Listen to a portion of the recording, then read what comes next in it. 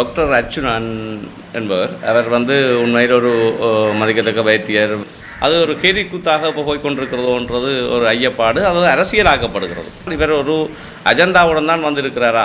தலைவர் இல்லை என்னும் ஒரு இடைவெளி இருக்கிறதால அந்த மக்கள் எங்களுக்கு ஆதரவாக தான் பேசுகிறானோ அங்கே போய் மக்கள் கூடுகிறார். காவல்துறையிலிருந்து மினிஸ்ட்ரிக்கு வர சொல்லி மிரட்டினார்கள் என்று சொல்லி தலைவருடன் ஒப்பிட்டிருந்தார். கோடி கோடியாக அள்ளி கொடுத்த மனுஷன். அவர் செய்தது அந்த காசு, அதுவும் சட்ட நடவடிக்கை எடுத்து செய்கிறார். திரு ஆண்டனி அண்ணன் அவர்கள் பழைய ஆரம்பகால போராளி, ஃபைட்டர், இளம் ஃபைட்டர். தலைவர் எதிர்காலத்தில் முடிவெடுப்பார். அந்த அந்த அந்த அம்மான் படையணியை கட்சியுடன் இணைப்பதா அல்லது அது ஒரு தனி வழியில் செல்ல வைப்பதா என்பதை தலைவர் முடிவெடுப்பார். எதிர்காலத்தில் பாரிய நடவடிக்கைகள் எடுப்பதற்கு புலம்பெயர் முதலீட்டாளர்கள், புலம்பெயர் அமைப்புகளுடான உதவிகள்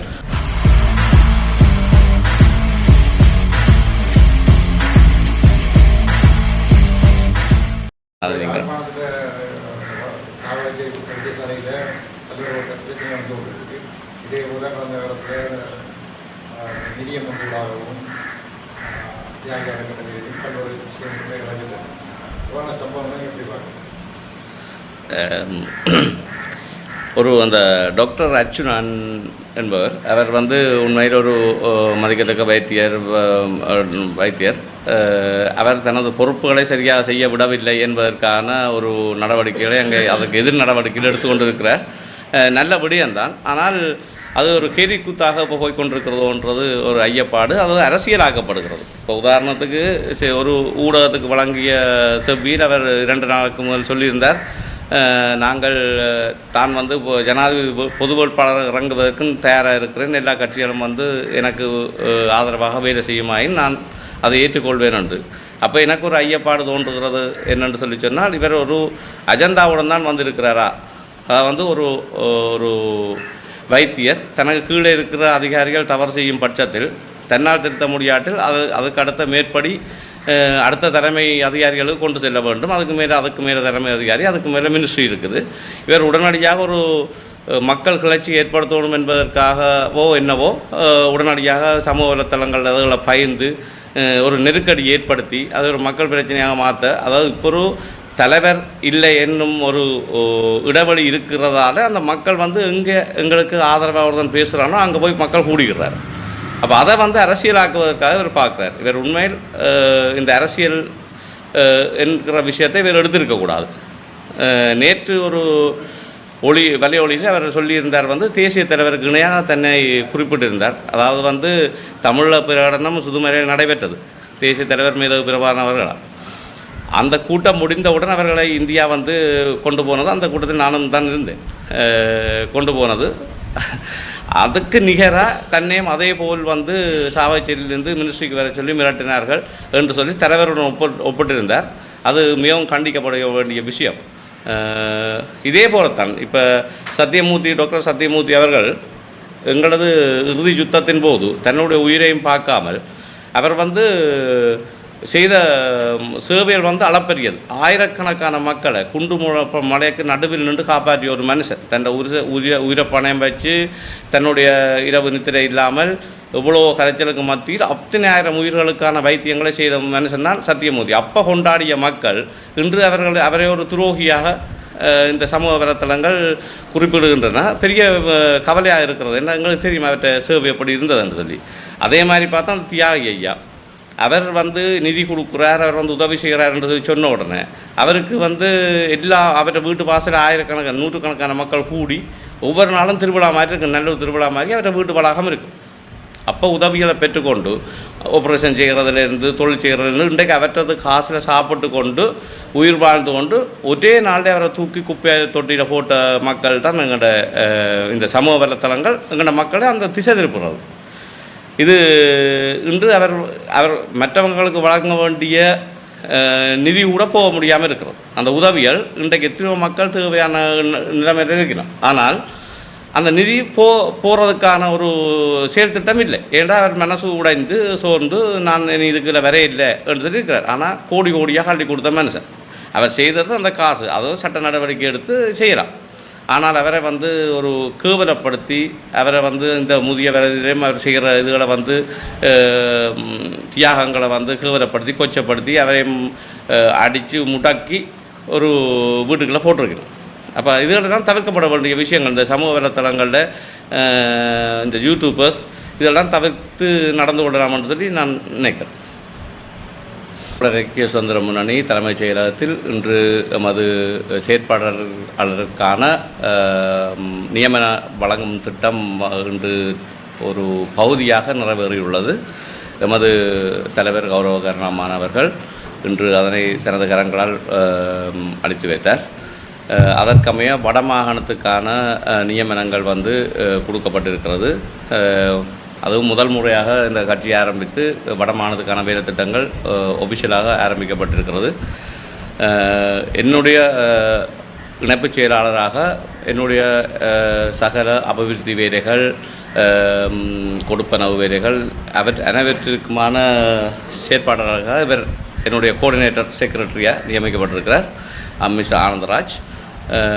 எங்களுடைய பன்னி மாவட்ட கோஆர்டினேட்டராக திரு ஆண்டனி அண்ணன் அவர்கள் பழைய ஆரம்பகால போராளி இளம் ஃபைட்டர் நியமிக்கப்பட்டிருக்கிறார். அவர் நியமிக்கப்பட்டது எனக்கு ரொம்ப சந்தோஷம். அதாவது வந்து பல கால தொடர்புகளுக்குள்ள இன்று தன்னுடைய இவ்வளவு வேலைப்பாடுகளுக்கு மத்தியில் எமது கட்சிக்காக செயற்பட முன் வந்திருக்கிறது எனக்கு பெரிய பலமாக உணர்கிறேன்.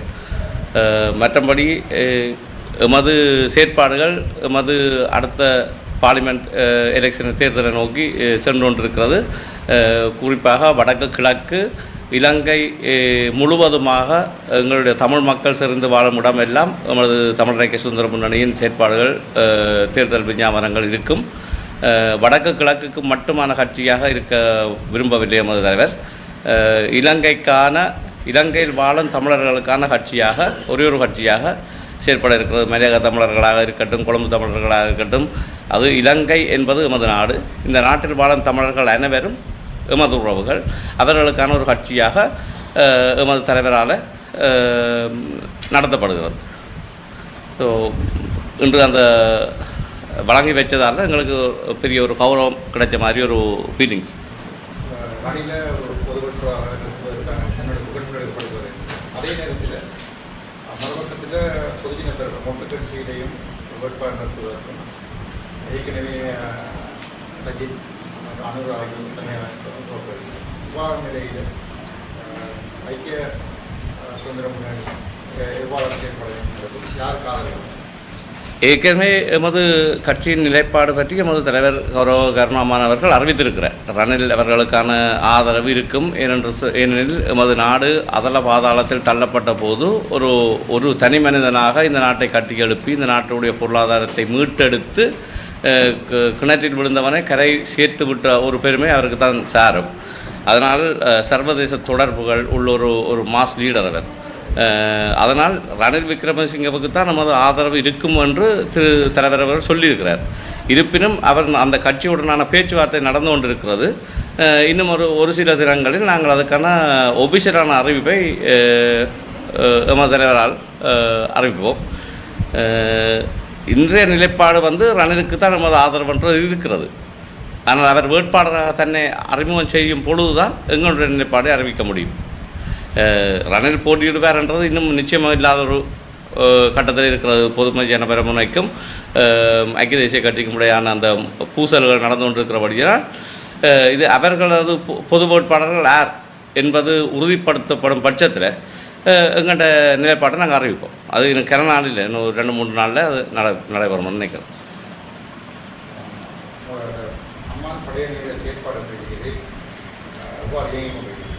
அம்மான் படையணி என்பது வந்து ஒரு சமூக சீர்திருத்த அணிதான். வடக்கில் அது வந்து மிக பாரதூரமான செயற்பாடுகளை செய்து கொண்டிருக்கிறது. அதாவது வந்து குறிப்பாக வன்னி மாவட்டத்தில் போதைப்பொருள் ஒழிப்பு அது 3 வருடமாக நடந்து கொண்டிருக்கிறது. நிறைய போதைப்பொருள் நாங்கள் வன்னியில் ஒழிச்சிருக்கிறோம். பாதுகாப்பு தரப்பட்ட பிடிச்சி கொடுத்துருக்கிறோம். மற்ற காடு அடிப்புகள், மரம் கடத்தல்கள் எல்லாமே வந்து அதுக்கு எதிராக செயற்பட்டு கொண்டிருக்கிறது. இப்பொழுது அதை கிழக்கிலும் வந்து நாங்கள் கொண்டு வந்திருக்கிறோம். அது கிழக்கில் வந்து எங்களோட கிழக்கு மாகாண அமைப்பாளராக, அதாவது அம்மான் படையணியின் அமைப்பாளராக திரு சீரன் அவர்கள் நியமிக்கப்பட்டிருக்கிறார். அம்மான் படையணி என்பது கட்சியின் ஒரு அங்கமல்ல, அது தனித்துவமான ஒரு குழுவாக இயங்கி வருகிறது. தலைவர் எதிர்காலத்தில் முடிவெடுப்பார். அந்த அந்த அந்த அம்மான் படையணியை கட்சியுடன் இணைப்பதா அல்லது அது ஒரு தனி வழியில் செல்ல வைப்பதா என்பதை தலைவர் முடிவெடுப்பார். ஆனால் செயற்பாடுகள் இப்போ கிழக்கிலே முடுக்கிவிடப்பட்டிருக்கிறது. அதற்கான ஆரம்பகட்ட நடவடிக்கைகள் நான் சென்ற வாரங்களில் செய்திருந்தேன். அதற்கமைய சீலன் அவர்களுக்கு அந்த பொறுப்பு கொடுக்கப்பட்டிருக்கிறது. கிழக்கு மாகாணத்திலே அதுக்கான விரிவான நடவடிக்கைகள் துவங்கும்.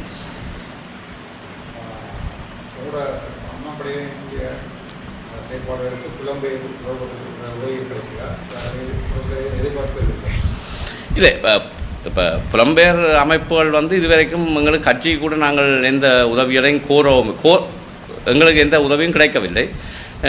ஆனால் அவர்கள் தொடர்பு கொண்ட வண்ணம் இருக்கிறார்கள். அம்மான் படையணியை கட்டிகள் போகணும் என்பதில் புலம்பெயர் அமைப்புகள் தீவிரம் காட்டி வருகின்றன. டயஸ்போரா அமைப்புகள் அம்மான் படையணியை தங்களுக்கு ஒரு ஆதரவான அணியாக, ஒரு தேசியம் சார்ந்த ஒரு செயற்படும் குழுவாக மாற்றுவதில் ஆர்வம் காட்டி வருகின்றனர். ஆனால் தலைவர் இன்னும் அதற்கான சமநிலையை கொடுக்கவில்லை. உதாரணத்துக்கு எங்களோட பொருளாதார நிலைமைகள் எந்த உதவியும் நாங்கள் இதுவரைக்கும் ஒரு சதவீதம் நாங்கள் பெற்றுக்கொள்ளவும் இல்லை. தலைவர் அதுக்கு அனுமதிக்கவும் இல்லை. ஆனால் எதிர்காலத்தில் பாரிய நடவடிக்கைகள் எடுப்பதற்கு புலம்பெயர் முதலீட்டாளர்கள், புலம்பெயர் அமைப்புகளுடான உதவிகள் கோரப்படும் என்பது நன்று அறிந்த விடயம்தான் அது.